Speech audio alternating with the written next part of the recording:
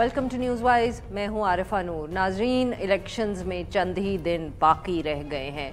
अब कोई ताख़ीर का यहाँ सवाल पैदा ही नहीं होता। आज भी इलेक्शन कमीशन ऑफ पाकिस्तान में एक मीटिंग हुई सिक्योरिटी सिचुएशन के हवाले से, जो बलूचिस्तान और खैबर पख्तूनख्वा में पिछले दिनों में वाक़यात हुए उस हवाले से जायज़ा लिया गया। मीटिंग में जो निगरान वज़ीर दाखिला हैं वफाकी एजाज़ गौहर साहब, वो भी मौजूद थे, सेक्रेटरी दाखिला भी मौजूद थे।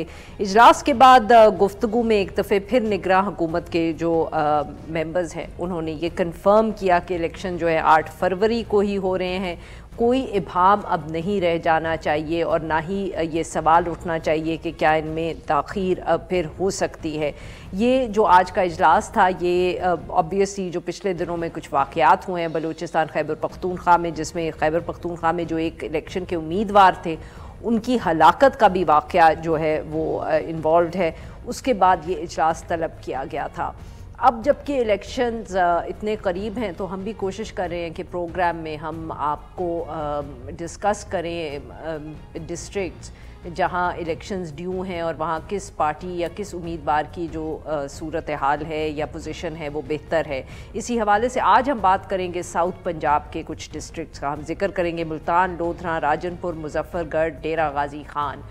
साउथ पंजाब बहुत अहम है। सारे सिचुएशन में बात होती है बार बार कि पंजाब में जो भी जीतता है वफाक में हुकूमत उसी की होती है। हम इसको ज़्यादा नैरो डाउन भी कर सकते हैं और हम ये भी कह सकते हैं कि जो जनूबी पंजाब में जीतता है अमूमन हुकूमत भी सेंटर में उन्हीं की बनती है। 2002 में ये जो एरिया था यहाँ PMLQ ने डोमिनेट किया, 2008 में PMLN पाकिस्तान पीपल्स पार्टी ने, 2013 में PMLN ने और 2018 में पाकिस्तान तहरीक इंसाफ ने यहाँ से अच्छी पोजीशन हासिल की थी। सेंट्रल पंजाब जहाँ पाकिस्तान मुस्लिम लीग नवाज़ ऑब्वियसली डोमिनेट करती है, साउथ पंजाब है जिसकी जो एक पार्टी को इतनी सीट्स प्रोवाइड करता है या मुहैया करता है कि वो फिर वफाक में हुकूमत बना लेते हैं। यहाँ से गुफ्तगू आज हम शुरू करेंगे मुल्तान से। हमारे साथ मौजूद हैं साउथ पंजाब की डिस्ट्रिक्ट्स डिस्कस करने के लिए इमरान गबोल साहब, आइंदा हैं डॉन अखबार मुल्तान से बेस्ड हैं ये, और हमें ज्वाइन किया कुंवर फ़हीम साहब ने, ये भी डॉन अखबार से वाबस्ता है, राजनपुर से हमें ज्वाइन कर रहे हैं। हम गुफ्तगू अपनी शुरू करेंगे मुल्तान से। मुल्तान की कौमी असम्बली की 6 हलके हैं, NA 148 से 153 तक जाते हैं। ऑब्वियसली ये 6 सीट्स जो थी पाकिस्तान तहरीक इंसाफ ने 2018 के इलेक्शन में जीती थी। इस दफ़े सूरत हाल जो है वो इतनी वन साइडेड नहीं है। हमें इस पे बात करेंगे इमरान गबोल साहब। वेलकम टू द शो कुंवर साहब और इमरान गबोल साहब। इमरान साहब, आपसे गुफ्तगू का आगाज़ करेंगे। मुल्तान से अगर हम डिस्कशन शुरू करें, ऑब्वियसली मुल्तान में इस वक्त हम कह सकते हैं पाकिस्तान पीपल्स पार्टी की तरफ से यूसुफ रज़ा गिलानी साहब की फैमिली जो है वो एक से ज़्यादा सीट पे कंटेस्ट कर रही है, और इसी तरह शाह महमूद कुरैशी साहब की जो फैमिली है उनके भी बेटे और बेटी इलेक्शन लड़ रहे हैं, और जहांगीर तरीन साहब IPP की तरफ से भी जो है वो इस वक्त मैदान में उतरे हैं मुल्तान में। अगर हम NA 148 से गुफ्तगू का आगाज़ करें, यहाँ बैरिस्टर तैमूर मलिक साहब हैं, आज़ाद उम्मीदवार हैं, मगर इनका ऑब्वियसली ताल्लुक़ पाकिस्तान तहरीक इंसाफ से है। मुस्लिम लीग नवाज़ से अहमद हुसैन देहड़ साहब हैं, ये पाकिस्तान तहरीक इंसाफ के टिकट पे पिछली दफ़े इलेक्शन जीते थे और फिर इन्होंने साइड स्विच कर ली थी। ये इस दफ़े PMLN के टिकट पे ये इलेक्शन लड़ रहे हैं, और पाकिस्तान पीपल्स पार्टी की तरफ से यूसुफ रज़ा गिलानी है। जी सर, क्या ख्याल है आपका इस हल्के के बारे में? जी मैम, साउथ पंजाब के हवाले से ये हल्का भी बड़ी अहमियत का हामिल है, क्योंकि यहाँ से फार्मर प्राइम मिनिस्टर यूसुफ रज़ा गिलानी साहब कॉन्टेस्ट कर रहे हैं। और रिसेंटली इस हल्के की जितनी भी मैंने मतलब ऑन फुट विजिट किया है या लोगों से बात की है, उसके मुताबिक जो चीज़ मुझे समझ आ रही है कि ख़ास तौर पर गिलानी साहब इस हल्के पे काफ़ी ज़्यादा मेहनत कर रहे हैं, बहुत ज़्यादा मेहनत कर रहे हैं, खुद ज़ाती तौर पर वहाँ मौजूद होते हैं, और नीचे से जो सिचुएशन है मुख्तलिफ बिरादरियों के या मुख्तलिफ सियासी जमातों, इवन PTI और PMLN से भी मुख्तलिफ ग्रुप्स उनको ज्वाइन कर रहे हैं। यहाँ माजी में जो इनका सबसे बड़ा कंटेंटर इनके खिलाफ कंटेस्टेंट होता था वो बोसन फैमिली थी। बोसन फैमिली इस वक्त एक MPA की सीट पे शौकत बोसन साहब कंटेस्ट कर रहे हैं, वो लेकिन सपोर्ट कर रहे हैं पाकिस्तान मुस्लिम लीग नून के मलिक अहमद हसन डेहड़ को। अहमद हसन डेहड़ को जब हम देखते हैं तो वो खुद उनकी सियासत शुरू होती है यूसुफ रजा गिलानी साहब के नीचे एक MPA के तौर पर इलेक्शन लड़कर वो आते हैं। तो इस हलके में ये वाली सिचुएशन काफी ज्यादा है कि गिलानी साहब माजी में यहाँ से उनके बेटे इलेक्शन जरूर हारे हैं, अहमद हसन डेहड़ से भी हारे हैं और बोसन फैमिली से भी हारे हैं, क्योंकि गिलानी साहब कॉन्टेस्ट नहीं कर रहे थे खुद और वो नाअहल थे, कॉन्टेस्ट नहीं कर सकते थे। तो अब वो खुद जब कॉन्टेस्ट कर रहे हैं तो उनके लिए एक फिजा थोड़ी सी डिफरेंट है इस हलके में। और जबकि PTI बैक जो कैंडिडेट है, इमरान साहब ये बताइएगा कि सिकंदर बोसन साहब क्यों नहीं इलेक्शन कंटेस्ट कर रहे इस दफे? अमूमन तो MNA की सीट पे वो खड़े होते हैं। जी, सिकंदर बोसन साहब के हेल्थ इश्यूज हैं, हेल्थ इश्यूज की वजह से वो इस दफा कॉन्टेस्ट नहीं कर पाए और नहीं कर रहे। और उनका मतलब है कुछ दिन पहले सिचुएशन ये थी कि ये टिकट्स जमा कराने से पहले सिचुएशन इस इलाके में ये थी कि शायद गिलानी साहिबान और बोसन साहिबान का ना इलेक्शन में इकट्ठे ज्वाइंट इलेक्शन कॉन्टेस्ट करेंगे, लेकिन लास्ट मिनट्स पे उनके साथ चीजें भी तय हो गई थी, लेकिन लास्ट मिनट के ऊपर बोसन साहिबान बैक कर गए। वो हालांकि पाकिस्तान पीपल्स पार्टी वालों ने उनको सेनेट का टिकट भी ऑफर किया था, नीचे MPA की सीट भी ऑफर की थी, सिकंदर बोसन साहब को सेनेट का टिकट ऑफर किया था और नीचे एक उनके भाई को MPA की सीट ऑफर की थी कि वो यूसुफ रजा गिलानी साहब को सपोर्ट करें इस हलके में, लेकिन वो नहीं आगे नहीं बढ़ सकी बात। जबकि और सर वेरी क्विकली ये बताइएगा कि तैमूर मलिक साहब की क्या सूरत हाल है आपके ख्याल में? कॉन्टेस्ट हमें सर अब ये बताएं very quickly before we move on, कि आपके ख्याल में अब कॉन्टेस्ट 3 वे होगा या 2 वे ही रहेगा और किसके दरमियान होगा? Who are the top 2 contenders? अगर देखा जाए और PTI बैक्ड कैंडिडेट को फुल फ्लैज अगर करने दी जाए कैंपेन, तो फिर मुकाबला यूसुफ रजा गिलानी और PTI बैक्ड कैंडिडेट बैरिस्टर के साथ होगा, जबकि मलिक अहमद हसन डेहड़ 3rd नंबर के कैंडिडेट होंगे। लेकिन यहाँ सिचुएशन थोड़ी सी डिफरेंट इस वजह से है क्योंकि बैरिस्टर साहब को उस तरह कैंपेन नहीं करने दी जा रही और मलिक अहमद हसन डेहड़ और यूसुफ रजा गिलानी साहब फुल फ्लैज अपनी कैंपेन जारी रखे हुए हैं, लिहाजा मुकाबला अभी इन दोनों के बीच में नजर आता है।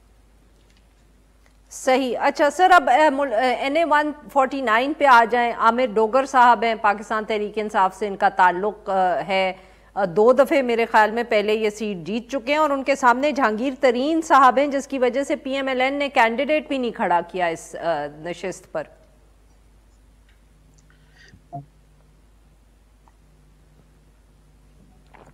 जी, इस कॉन्स्टिट्यूएंसी में मुस्लिम लीग नून ने जो उनका बंदा नेशनल असेंबली पे कॉन्टेस्ट करता था, इस वक्त वो बंदा तारिक रशीद साहब वो कॉन्टेस्ट प्रोविंशियल असेंबली की सीट पे कर रहे हैं और जहांगीर तरीन की सपोर्ट का हिमायत का उन्होंने ऐलान किया है। और इसके अलावा जहांगीर तरीन साहब ने दूसरे हलके में अपने जो उनका फेवरेट बंदा था उसको मुस्लिम लीग के टिकट से इलेक्शन कंटेस्ट करवा रहे हैं इसी हलके में। और ख़ास तौर पर तरीन साहब इस हलके में एक तो नए हैं और दूसरा अगर आप देखें बैक में जाकर देखें तो डोगर खानदान इस हलके में पहले भी कॉन्टेस्ट इलेक्शन करता रहा है, उनके वाले साहब भी करते रहे हैं, चचा भी करते रहे हैं, वो चचा जीते भी हैं, यहाँ से ये MPAs भी बने हैं, MNAs भी बने हैं, अभी लास्ट टाइम भी 2 टाइम्स एक ज़िमनी इलेक्शन उन्होंने जीता था, फिर 2018 का नेशनल असेंबली का इलेक्शन भी आमिर डोगर साहब ने यहाँ से जीता था। अब थोड़ी सी इस हलके की जो साइंस है वो चेंज इस तरह हुई है कि इलेक्शन कमीशन ने जो बाउंड्रीज बनाई हैं, डिलिमिटेशन की है, उसमें थोड़ी सी कोई एरिया कम हुआ है, कुछ ज्यादा है, कुछ दूसरे साइड से कर दिया गया है जहां ये हल्का पहले नहीं था। थोड़ी इस तरह की चीजें तो हैं जो मलिक आमिर डोगर को फेस करनी पड़ सकती हैं, लेकिन अगर वैसे देखा जाए तो यहाँ सिचुएशन मलिक आमिर डोगर की बहुत ज्यादा स्ट्रांग नजर आती है, क्योंकि पीएमएलएन का अपना नेशनल असेंबली का कैंडिडेट नहीं है। शायद पीएमएलएन का यहाँ कैंडिडेट अपना होता, वो इस वक्त सिर्फ तरीन साहब को सपोर्ट कर रहे हैं। अगर उनका अपना यहाँ कैंडिडेट होता तो सिचुएशन थोड़ी सी डिफरेंट हो सकती थी। बिल्कुल ठीक जी। नाज़रीन, यहाँ पे लेते हैं हम एक छोटा सा ब्रेक, से वापस आएंगे हम अपने मेहमानों से गुफ्तगू जारी रखेंगे। Stay with us.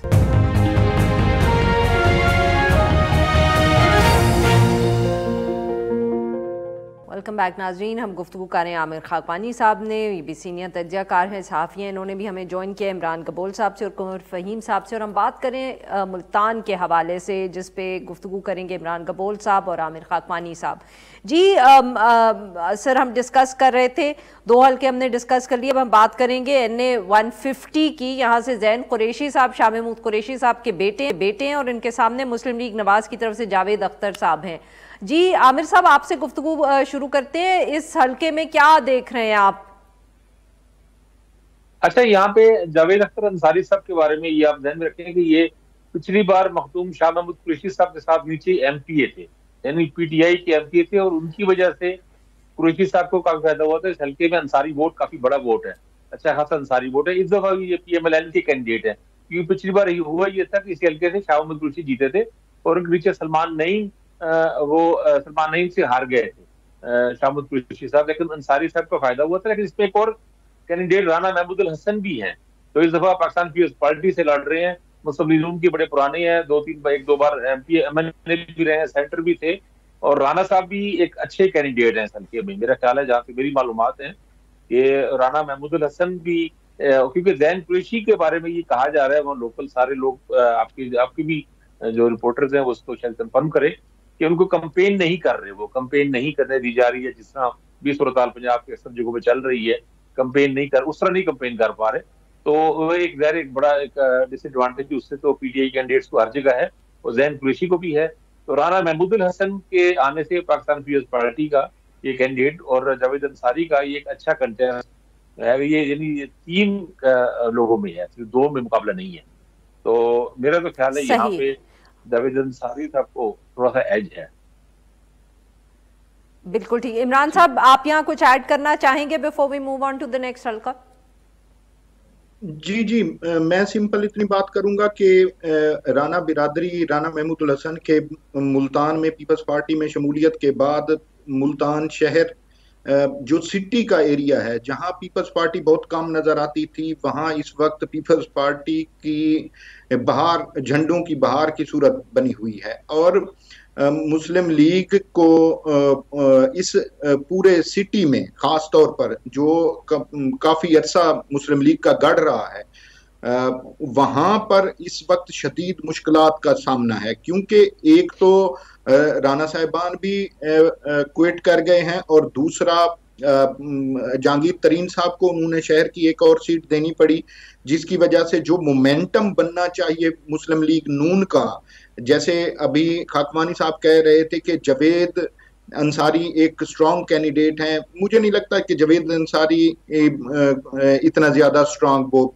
हो गए हैं। वो एक तो उनको मतलब मैं रात भी उस हल्के में रहा तो लोग उसको एक और वजह से, पार्टी चेंज करने की वजह से भी मतलब है एक्सेप्ट नहीं उस तरह कर रहे। दूसरा, राना बिरादरी थोड़ी गम गुस्से का भी शिकार है और उनकी भी बड़ी तादाद है इधर, और पीपल्स पार्टी के अपने भी मतलब है थोड़ा वोट था, लेकिन वो इंटैक्ट रहता था हमेशा इस हल्के में, और वो कोई हारे जीते वो उतना ही वोट पीपल्स पार्टी को पड़ता था। तो वो वोट जुड़ के राना साहिबान के साथ एक कोई डिफरेंट वो बन सकती है, और इनके आने की वजह से शहर और इर्द गिर्द के एरियाज में पीपल्स पार्टी को मतलब एक बूस्ट मिला है इससे। बिल्कुल सही, बिल्कुल सही सर। मैं यहाँ क्योंकि फ़हीम साहब भी हमारे साथ मौजूद हैं और वो राजनपुर को देख रहे हैं, तो अगर थोड़ा सा हम उनको भी गुफ्तगू में शामिल कर लें। जी फ़हीम साहब, अगर राजनपुर के एक सीट पे हम बात कर लें, राजनपुर NA 187, आतिफ अली ख़ान साहब हैं पाकिस्तान तहरीक इंसाफ से वाबस्ता, दूसरी तरफ अमार अहमद ख़ान लगारी साहब हैं पाकिस्तान मुस्लिम लीग नवाज़ की तरफ से, और ये आप इधर कॉन्टेस्ट कैसे देख रहे हैं? जी मैडम, यहाँ पे सिचुएशन ये है कि ओवरऑल तो जो मेरा तजज़िये के मुताबिक, क्योंकि मैंने पूरे डिस्ट्रिक्ट को विजिट किया है, तो नून लीग का पलड़ा भारी है। वजह क्या है कि वो जो कैंडिडेट जिन्होंने PTI से स्टैंड किया था उनको हिस्सा नहीं लेना दिया गया।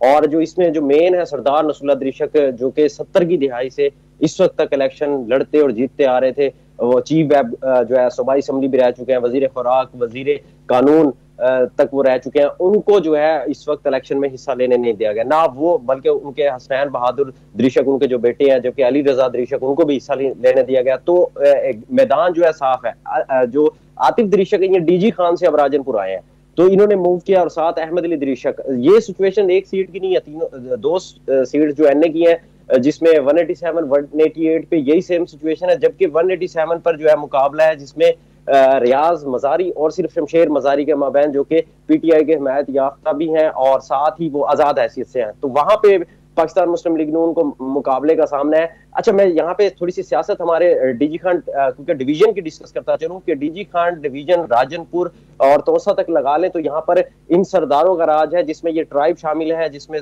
गुरचानी, मजारी, दरीशक, लगारी और ये इस तरीके से खोसा बिरादरी के। तो इन ट्राइब में से जो ये सरदार हैं वो जिस पार्टी को ज्वाइन करते हैं वही पार्टी यहाँ पर बरसरे इक़्तिदार होती है। इसी तरीके से जो लास्ट इलेक्शन लगा ले, तो जब इन्होंने PTI में शमूलियत की तो PTI ने यहाँ से क्लीन स्वीप किया, उससे पहले नून लीग में शमूलियत की तो नून लीग ने क्लीन स्वीप किया, पीपल्स पार्टी ने भी। यहाँ पर शख्सी वोट है, पार्टी का जो वोट है वो 10%, 20% से 30% है, इससे ज्यादा यहाँ पर पार्टी का वोट नहीं।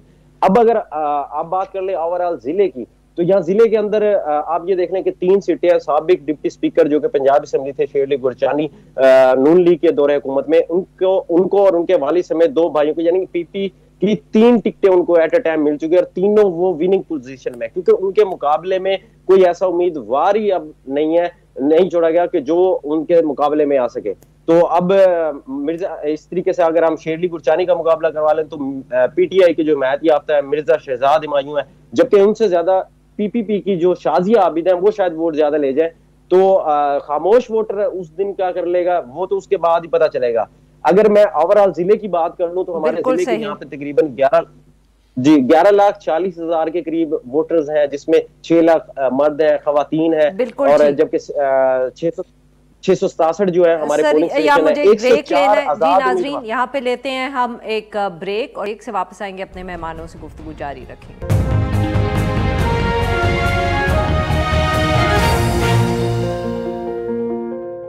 वेलकम बैक नाजरीन, हम गुफ्तगू कर रहे हैं आमिर खाकवानी साहब से, इमरान गबोल साहब से, कुमर फ़हीम साहब से, और हम उनसे बात कर रहे हैं जनूबी पंजाब के हवाले से। जी आमिर साहब, वापस मुल्तान पे आएंगे। NA 151 शाह महमूद कुरैशी साहब की बेटी मेहरबानो कुरैशी यहाँ से अली मूसा गिलानी साहब के ख़िलाफ़ इलेक्शन में उतरी हैं। पिछली मरतबा भी वो गालबन यहीं से इलेक्शन उन्होंने कंटेस्ट किया था और अली मूसा गिलानी ने उनको हराया था। इस दफ़े क्या सूरत हाल है? और सर, पाकिस्तान मुस्लिम लीग नवाज़ की तरफ से यहाँ अब्दुल गफ्फार डोगर भी इलेक्शन कंटेस्ट कर रहे हैं। जी, पिछली बार यही एक फर्क था कि उस वक्त अब्दुल गफ्फार डोगर साहब को विड्रॉ करा लिया गया था और उनका भी वोट या PTI उस वक्त पाकिस्तान पीपल्स पार्टी और PMLN का एक तरह के मुश्तरका उम्मीदवार थे अली मूसा गिलानी, तो उसका इनको एडवांटेज हुआ था। मेहरबानो कुरैशी इलेक्शन हार गई थी, तो इस दफा मेहरबानो कुरैशी को थोड़ा सा सिंपैथी का तो है, और अपने भाई जैन कुरैशी की निस्बत तो ये कुछ कंपेन कर रही है, मतलब कंपैरेटिवली कुछ कंपेन कर रही है मेहरबानो कुरैशी का। लेकिन अब्दुल गफ्फार डोगर भी अच्छे कैंडिडेट हैं, अच्छे स्ट्रॉन्ग कैंडिडेट हैं, अली मूसा गिलानी भी। मेरा ख्याल है कि ये भी एक अच्छा मुकाबला, अच्छा कंटेस्ट होगा। अली मूसा गिलानी का बहुत अच्छे यानी PR रखने वाले एक नौजवान मूसा गिलानी के शहजादों में से बहुत एक्टिव हैं, बड़े इनका एक खास उनका स्टाइल है, लोगों से बड़े मिलनसार हैं, घुल मिल जाते हैं और लोगों से राब्ते रखने वाले हैं, काम करने वाले हैं, हर एक जगह पहुंचने वाले हैं। तो ये बहुत अच्छी इनकी कुछ ट्रेड्स, इनके पोलिटिकल ट्रेड्स बहुत अच्छी है उनकी। अली मूसा गिलानी को। तो मेरा तो ख्याल है कि अगर पीटीआई ने यहाँ से कोई सीट निकाली तो वो तो मुझे तो ये मेहरबानों का लग रहा है। अगर अगर ऐसा हुआ कि वो साइलेंट वोट जो जो हम सब एक मफरूजा करके या हमें लग रहा है कि शायद निकल आए बड़ा वोट और बड़ा टर्नआउट हो जाए 60+, तो तब तो एडवांटेज होगा मेहरबानों कुरैशी को। लेकिन मेरा ख्याल है, मेरी वैसे तो ऐसा लग रहा है कि अब्दुल गफ्फार डोगर और अली मूसा गिलानी में ही मुकाबला होगा। बहरहाल फैक्टर डोगर बरादरी में भी थोड़े से मसाइल है मुझे। जी जी जी हाँ जी, इमरान साहब, would you like to add something here? जी, एक चीज ये है कि मुकाबला मेरे नजदीक अली मूसा गिलानी और मेहरबानों का है। मेहरबानों डोर टू डोर कैंपेन भी करती रही हैं और उस हलके में जावेद हाशमी और जावेद हाशमी के दामाद कॉन्टेस्ट कर रहे हैं। ये हलका पहले जावेद हाशमी भी यहाँ से कॉन्टेस्ट करते थे और उनका एक कॉन्स्टिट्यूएंसी, प्रोविंशियल कॉन्स्टिट्यूएंसी पे बड़ा स्ट्रांग होल्ड है। तो वहां से अगर फ्री एंड फेयर इलेक्शन वाली बात हो तो मेहरबानों यहाँ बहुत बड़ा अपसेट कर सकती हैं, फीमेल होते हुए भी। और मतलब फीमेल ग्रुप्स बनाकर डोर टू डोर वहाँ कैंपेन की जा रही है। और कॉन्टेस्ट बेसिकली मुस्लिम लीग, पीपल्स पार्टी और पीटीआई बैक कैंडिडेट के दरमियान है इस कॉन्स्टिट्यूएंसी में। क्योंकि डोगर साहब लास्ट टाइम पीपल्स पार्टी के कैंडिडेट के हक में विड्रा किया था, ज़िमनी इलेक्शन नहीं कॉन्टेस्ट किया था, तो उनके अपने काफी सारे लोग जो पीएमएलएन के थे वो जुड़ चुके हैं। इसके अलावा राना ग्रुप की वजह से, राना महमूदुल हसन के पीपल्स पार्टी में शामिल होने की वजह से वहाँ एक और एमपीए जो मुस्लिम लीग की तरफ से कॉन्टेस्ट करते थे, एमपीए रह चुके हैं, वो पीपल्स पार्टी में भी शामिल हो चुके हैं। और एक पीटीआई के साबका एमपीए जो जिनका बहुत स्ट्रॉन्ग धड़ा है, वासिफ राम वगैरह, तो वो शामिल हुए हैं। तो उससे थोड़ा पीपल्स पार्टी की सिचुएशन बेहतर हुई है, वहाँ काफी बेहतर हुई है। और अगर साइलेंट वोटर ने मतलब टर्नआउट ज्यादा रहा, 40% से ऊपर गया, तो महर बुखारी वगैरह को नहीं रोका जा सकेगा। बिल्कुल ठीक जी। अब NA 152 पे आ जाते हैं। ये भी मुल्तान का ही हलका है। यहाँ से इमरान शौकत साहब हैं, पाकिस्तान तहरीक इंसाफ से गालिबन इनकी वाबस्तगी है। पाकिस्तान मुस्लिम लीग नवाज से सैयद जावेद अली शाह साहब हैं और पाकिस्तान पीपल्स पार्टी से यूसुफ रजा गिलानी साहब के बेटे अब्दुल कादिर गिलानी इलेक्शन लड़े हैं। जी आमिर साहब। जी, ये शुजाबाद का एरिया है। ये जो इमरान शौकत हैं, ये पहले यहाँ पे पीटीआई के एमएलए थे, इब्राहिम खान मलीजई पठान थे वो, तो ये उनके गालिबन भांजे हैं। जब इब्राहिम खान को विड्रॉ करा दिया गया या मतलब मजबूर हो गया वो विड्रॉ होने पर, तो ये कैंडिडेट है। जावेद अली शाह वैसे अच्छे स्ट्रॉन्ग कैंडिडेट है और अब्दुल कादिर गिलानी पाकिस्तान पीपल्स पार्टी की। मेरा तो ख्याल है जावेद अली शाह को थोड़ा सा यहाँ पे एज है। बाकी आपके जो साथी है मुल्तान पे, ये यहाँ बैठे हैं, हल्के में बैठे हैं, इनकी ज्यादा इनकी गिरफ्त है। लेकिन वही पीटीआई की कंपेन के मसले हैं। और मेरा ख्याल है अब्दुल कादिर गिलानी साहब के साहबजादों में से थोड़ा सा वीक है, जरा इतने सोशल नहीं है। इनके बारे में थोड़ा सा तासुर ये है कि ये उतने अपने भाई अली मूसा गिलानी या हैदर गिलानी जैसे सोशल और एक्टिव नहीं है, थोड़ा सा उनको डिसएडवांटेज है। बाकी ये इन्होंने ठीक है, राना महमूदुल हसन के शामिल होने से ओवरऑल पाकिस्तान पीपल्स पार्टी को एक जनरली बूस्ट तो मिला है और गिलानी साहब ने भी मेहनत की है। लेकिन मुझे लग रहा है यहाँ जावेद अली शाह को एज हासिल है, मुस्लिम लीग नून के जावेद अली शाह। बिल्कुल सही जी। इमरान साहब, very quick comment on this, ज्यादा नहीं, अब फोकस आप करिएगा मुल्तान NA 153 पे। डॉक्टर रियाज साहब हैं और राना महमूद कासिम नून जो है वो मुस्लिम लीग नवाज के टिकट पे हैं और ये भी पाकिस्तान तहरीक इंसाफ की तरफ से इन्होंने पिछली दफे इलेक्शन लड़ा था। जी सर, थोड़ा सा कमेंट करके छोटा सा 152 पे 153 पे आ जाइएगा। जी, मैं जैसे खाकवानी साहब कह रहे थे, 152 के ऊपर पाकिस्तान मुस्लिम लीग नून के जो कैंडिडेट हैं जावेद अली शाह, वो लास्ट टाइम ऑल दो इलेक्शन हार गए थे, लेकिन इस वक्त वो बेहतर पोजीशन पे हैं। और क्योंकि पीटीआई के इब्राहिम खान इलेक्शन नहीं कॉन्टेस्ट कर रहे, उनके भतीजे कॉन्टेस्ट कर रहे हैं, तो वहाँ थोड़ा सा उनको मतलब प्रॉब्लम है। और दूसरा, वो आज़ादाना कैंपेन भी उस तरह नहीं कर पा रहे। और जबकि अगर देखा जाए तो जिस तरह आकवानी साहब ने भी कहा है कि यूसुफ रजा गिलानी साहब के बड़े बेटे थोड़ा सा हट के रहते हैं, तो इस वजह से अवाम के साथ नहीं रहते, वो ज्यादा सोशल नहीं होते, तो इस वजह से उनका ये एक नेगेटिव इम्पैक्ट जरूर है। लेकिन रोज की बुनियाद पर मैं ये देख रहा हूँ कि उनको लोग शामिल हो रहे हैं, उनकी पोजीशन बेहतर आखिरी दिनों तक हो सकती है। आल्दो जावेद अली शाह इस वक्त टॉप पे हैं, जबकि दूसरी NA 153 की जब आप बात करते हैं तो राना महमूदुल हसन, राना कासिम नून साहब, वो लास्ट गवर्नमेंट में उन्होंने PTI को छोड़कर PDM को ज्वाइन किया था, और उनके साथ पाकिस्तान मुस्लिम लीग ने वादा किया था कि आपको टिकट दिया जाएगा, और उनको टिकट वहां से मिल गया पाकिस्तान मुस्लिम लीग का। जबकि वहां उस हलके में मुस्लिम लीग की तरफ से हमेशा दीवान आशिक हुसैन बुखारी वगैरह कॉन्टेस्ट करते थे, वो फैमिली कॉन्टेस्ट करती थी।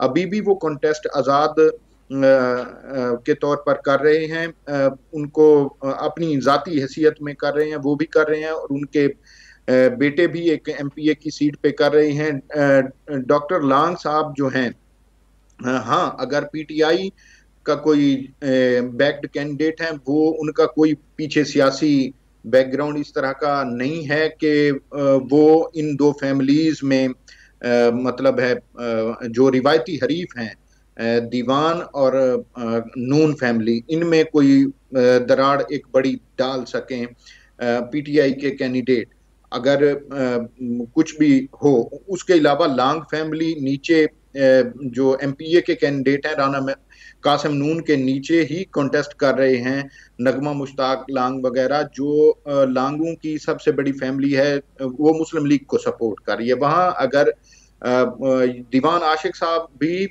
मुस्लिम लीग के टिकट के वो थे, लेना चाहते थे, उन्होंने बड़ी कोशिश भी की, इसके बावजूद भी उनको टिकट नहीं मिला। उनको उनके बेटे का टिकट ऑफर किया गया, उन्होंने उससे इनकार कर दिया। वो नेशनल असेंबली के कैंडिडेट रहते थे, और वो इस वक्त जाती हैसियत में कर रहे हैं। मेरी आज उनकी फैमिली के कुछ लोगों से बात भी हुई, तो वो बता रहे थे कि हमारी पोजीशन MPA की सीट पे तो अच्छी है, नेशनल पे हम मुकाबला करेंगे। तो वहाँ मेजर मुकाबला अगर कोई हुआ तो वो कासिम नून और दीवान साहिबान में होगा। जी सही जी। आमिर साहब वेरी क्विकली सर, 30 सेकेंड्स, आप उस पर कोई कमेंट करना चाहें? बिल्कुल ठीक है, इन्होंने कहा दीवान आशिक बुखारी साहब बल्कि मुझे तो अच्छे कैंडिडेट लग रहे हैं, और डॉक्टर रियाज लांग, क्योंकि उन्होंने पैनल बनाया, पूरा इंडिपेंडेंट पैनल है, उनके सबाई में भी लोग हैं, और राना कासिम नून का मुकाबला दीवान साहब से ही होगा। और कासिम नून साहब चूंकि पार्टियां बदलते रहते हैं, हर पार्टी वो किसी नई, हर इलेक्शन किसी नई पार्टी से लड़ते हैं, तो थोड़ा सा नेगेटिव पॉइंट तो ये है, और ये मुमकिन है कि दीवान साहब भी निकाले, लेकिन राना साहब और इनमें मुकाबला होगा। डॉक्टर रियाज लांग मुझे तो वैसे इसमें रेलिवेंट नहीं लग रहे। PTI को ये हल्के की तरह कमजोर है, ये 52-53 दोनों में इनको नुकसान हुआ है। हालांकि 52 तो पिछली बार इनकी थी, 53 भी इनकी थी, लेकिन वो 52 के कैंडिडेट उनका है नहीं, लड़ा नहीं इलेक्शन। इब्राहिम खान मलिदाई, और 153 में राना कासिम नून और मसूदी नून में चले गए हैं। तो ओवरऑल PTI यहाँ पे वीक पोजीशन में है, और असल मुकाबला 53 में इंडिपेंडेंट जो है दीवान बुखारी साहब राना कासिम नून में लग रहा है। ठीक बात है, बिल्कुल सही है, बिल्कुल सही जी। नाजरीन यहाँ पे लेते हैं हम एक छोटा सा ब्रेक, और जो हम ब्रेक आएंगे तो हम तफसील से बात करेंगे DG खान की। Stay with us.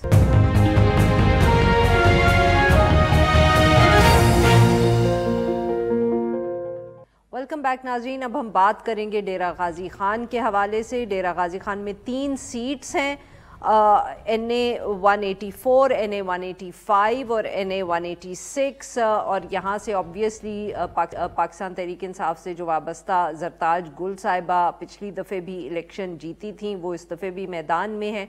और इस पे अब हम बात करेंगे फ़हीम साहब से। जी फ़हीम साहब, डेरा गाजी खान में सर अगर हम पहले जरताज गुल साहिबा वाली सीट डिस्कस कर लें, उनके सामने पाकिस्तान पीपल्स पार्टी से सरदार दोस्त मोहम्मद खोसा कंटेस्ट कर रहे हैं इलेक्शन। जी बिल्कुल, साथ ये तो है पीपल्स पार्टी की तरफ से उन्होंने हिस्सा लिया है, साथ ही जो इसमें आज़ाद उम्मीदवार है सरदार महमूद कादिर लगाई, उनके और जरताज गुल के माबैन मुकाबला है। अच्छा, जरताज गुल की वीक पोजीशन वही सूरत हाल है कि 2 दिन पहले जब वो बाहर निकली हैं तो उसके बाद उनकी रैली को रोका गया, तो ये सिचुएशन जो है जिसकी वजह से उनकी पोजीशन थोड़ी सी डाउन नजर आ रही है, क्योंकि उनको लोगों में जाने की अभी इजाजत नहीं दी जा रही। तो इस वजह से साथ ही अगर इनकी पोजीशन की बात कर ले, अगर खामोश वोटर हमारे इलाके से निकल आता है, क्योंकि जो सिटी एरिया से जो के पीटीआई के वोटर्स हैं वो अगर निकल आते हैं तो उस सिचुएशन में जरताज गुल इफेक्ट कर सकती है। इस वक्त अगर इनका मुकाबला मेन है, दोस्त मोहम्मद खोसा के जो है वो 3rd पोजीशन पर आ रहे हैं, जबकि सरदार महमूद कादिर लगारी जो है 1st पे आ रहे हैं, और जो पीटीआई की जरताज गुल है वो 2nd पे है। लेकिन ये 1st हो सकती है अगर वोटर निकला और टर्न आउट आया तो, क्योंकि जो वोटर है यहाँ तो पे सर ये बताइएगा कि ये डीजी खान की जो आप ये सीट की बात कर रहे हैं, तो क्या इसमें देही इलाके ज्यादा हैं या शहरी इस सीट पर? इस सीट पे सिटी एरियाज भी है, साथ देहात भी इसमें शामिल है। तो मेन जो सिटी है, क्योंकि उसके साथ देहात जो मेन है वो लामाला इसको इफेक्ट करता है, क्योंकि जब तक देहात से आप नहीं वोट जीतते, जो शहरी आबादी है वो यहाँ पे जरा कम है, तो दही जो इलाके हैं वहां पर जो आबादी है उसका रेशो तकरीबन 60-40 के करीब आता है। तो ये तमाम हल्कों में यही सिचुएशन होती है, जो देहात से अच्छा वोट बैंक ले आता है वही कामयाब होता है।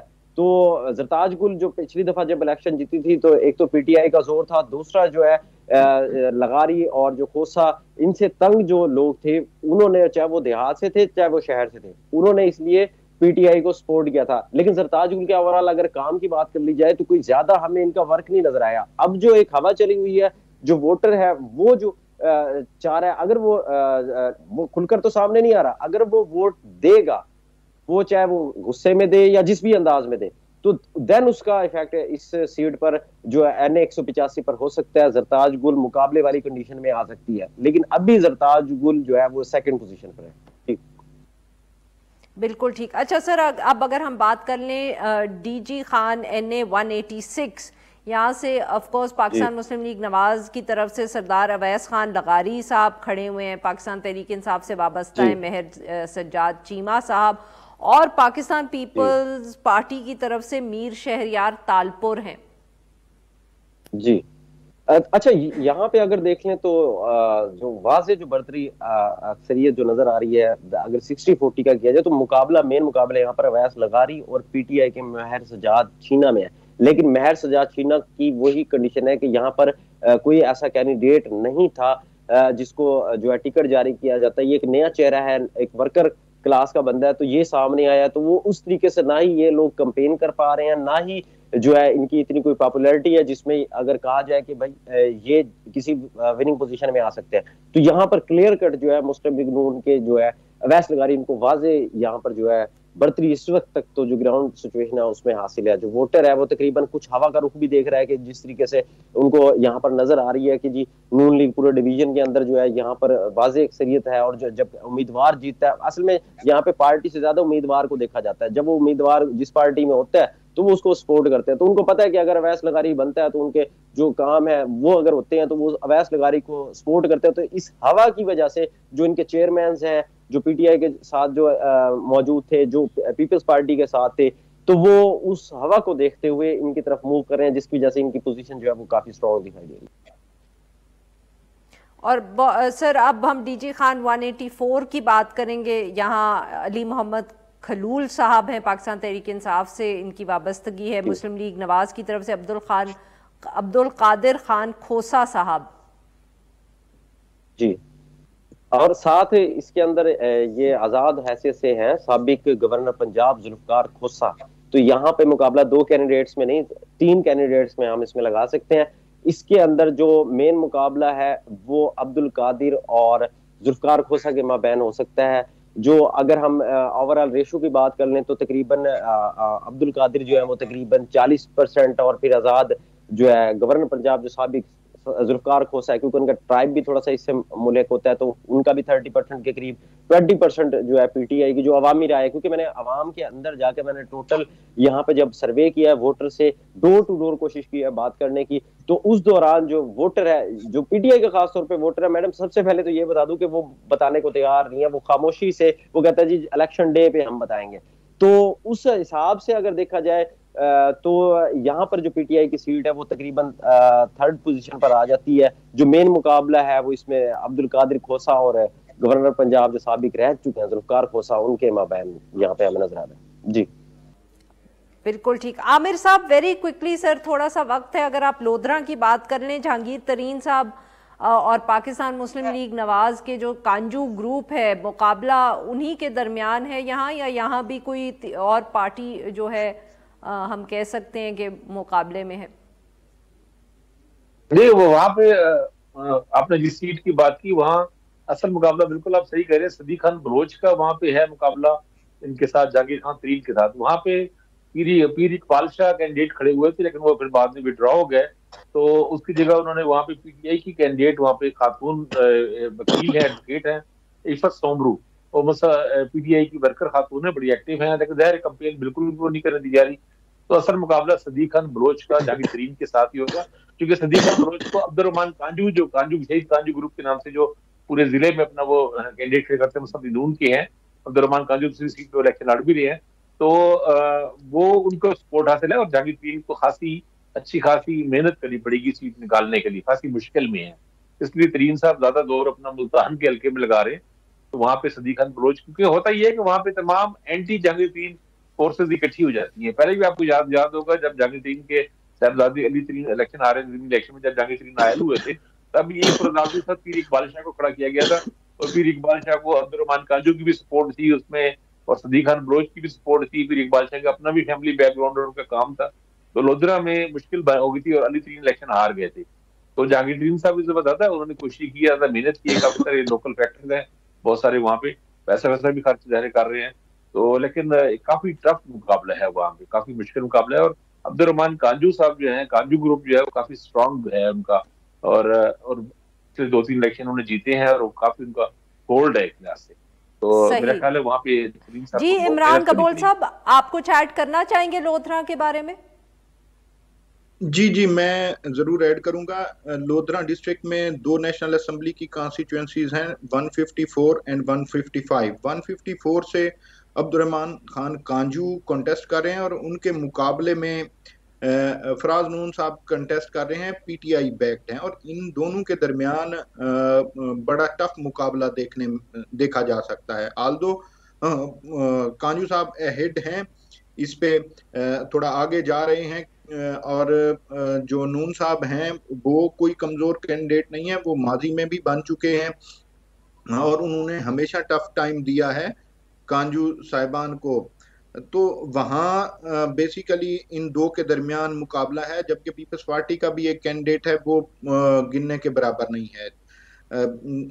यहाँ एक चीज और अहमियत की हामिल है कि यहाँ पीटीआई बैक कैंडिडेट को जहांगीर तरीन साहब सपोर्ट कर रहे हैं, जबकि NA 155 से जहांगीर तरीन साहब खुद कैंडिडेट हैं, और उनके मुकाबले में मुस्लिम लीग नून के सदीक खान बलोच हैं। सदीक खान बलोच आल्दो बहुत शुक्रिया सर, आपने हमारे लिए वक्त निकाला। नाजरीन, आज के लिए बस इतना ही। ना बी बैक ऑन मंडे।